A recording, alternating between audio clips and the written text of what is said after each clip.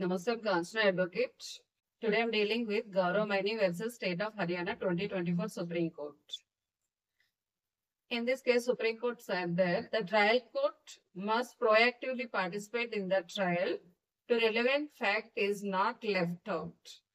Supreme Court said that non-examination of lead witnesses to give information with regard to the crime would be fatal to the prosecution case. Lead witnesses ని prosecution examine చేయనట్లయితే కోర్టుకి information అనేది with regard to crime తెలియదు కాబట్టి that is fatal to the prosecution's case. అలాంటి situation లో court ఏం చేయాలి అంటే Supreme Court said that the trial court must vigilant to call upon the witnesses for examination whose deposition is essential to arrive at a right conclusion. ఒకవేళ lead witnesses ని prosecution examine చేయకపోతే కోర్టే వాళ్ళని under section 311 of CrPC and 165 of evidence act court వాళ్ళని court witnesses గా తీసుకొని వాళ్ళకి summons పంపించి వాళ్ళని ఎగ్జామిన్ చేయించాలి ఫర్ రైట్ కన్క్లూజన్ కి అని సుప్రీం కోర్ట్ చెప్పింది. 311 of CrPC and 165 of Indian Evidence Act. These two provisions are powers of court. ఎవరైనా విట్నెసెస్ ని ఇంపార్టెంట్ లీడింగ్ విట్నెసెస్ ని ఎవరైనా ప్రాసిక్యూషన్ ఆర్ డిఫెన్స్ ప్రొడ్యూస్ చేయనట్లయితే కోర్ట్ అండర్ సెక్షన్ 311 ప్రకారం వాళ్ళని కోర్ట్ విట్నెసెస్ గాను సమన్స్ పంపిస్తుంది, వాళ్ళని ఎగ్జామిన్ చేస్తుంది for just decision. 165 of Indian Evidence act ప్రకారం కోర్టుకి 165 of Indian Evidence Act gives powers to the court. 165 of Indian Evidence Act prakaram judge may ask any question. A question అయినా అడగొచ్చు, at any time అడగొచ్చు, ఏ witnesses నైనా పిలవచ్చు, ఏ parties నైనా పిలవచ్చు, వాళ్ళని ఎగ్జామిన్ చేయొచ్చు.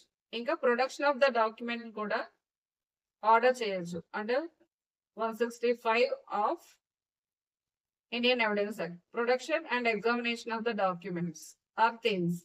కాబట్టి కోర్టుకి 311 of CrPC and 165 of Indian Evidence act ప్రకారం కోర్టుకి పవర్స్ ఉన్నాయి కాబట్టి జస్ట్ మ్యూట్ స్పెక్టేటర్ గా కాకుండాను ప్రోయాక్టివ్ పార్టిసిపేషన్ అనేది ట్రయల్ లో ఉండాలి అని సుప్రీంకోర్టు చెప్తుంది. సుప్రీంకోర్టు ఏం చెప్పింది అంటే కన్జర్న్ reading of Section 311 of CRPC and 165 of Indian Evidence Act చూసినట్లయితే జడ్జెస్ అనేవాళ్ళు జస్ట్ మ్యూట్ స్పెక్టేటర్ గా కాకుండా ప్రోయాక్టివ్ గా ఉండాలి డ్యూరింగ్ ద ట్రయల్. ఎందుకంటే మ్యూట్ స్పెక్టేటర్ గా ఉంటే ఎవరైనా ఇర్రెలవెంట్ ఎక్స్ట్రానియస్ ఎవిడెన్స్ ప్రొడ్యూస్ చేయొచ్చు, లేకపోతే అవసరమైన ఎవిడెన్స్ అనేది లెఫ్ట్ అవుట్ అయినట్లయితే కరెక్ట్ డెసిషన్ అనేది రాదు. కాబట్టి జడ్జెస్ అందరూ కూడా ప్రోయాక్టివ్ గా ఉండాలి. Duty of the trial court is ఏంటంటే ఎవిడెన్స్ అన్ని కూడా ఆ కేసుకి రెలవెంట్ గాను జస్ట్ డెసిషన్ ఇవ్వడానికి వాళ్ళు ఎవిడెన్స్ ప్రొడ్యూస్ చేస్తున్నారో చూడాలి. ఒకవేళ ఎవిడెన్స్ ప్రొడ్యూస్ చేయనట్లయితే judges powers under section 311 and 311 of CRPC and 165 of Indian Evidence Act ప్రకారం ప్రోయాక్టివ్ రోల్ అనేది ప్లే చేయాలి అని సుప్రీంకోర్టు చెప్పింది. అంటే ట్రయల్ కోర్ట్ లో లీడ్ విట్నెసెస్ ని ప్రాసిక్యూషన్ ఎగ్జామిన్ చేయలేదు.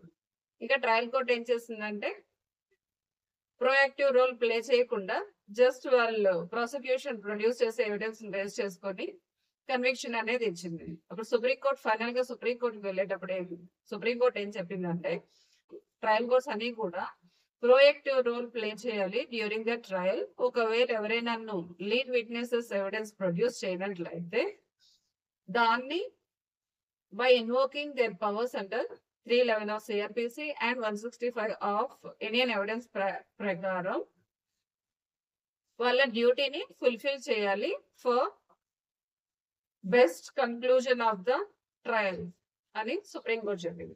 Thank you.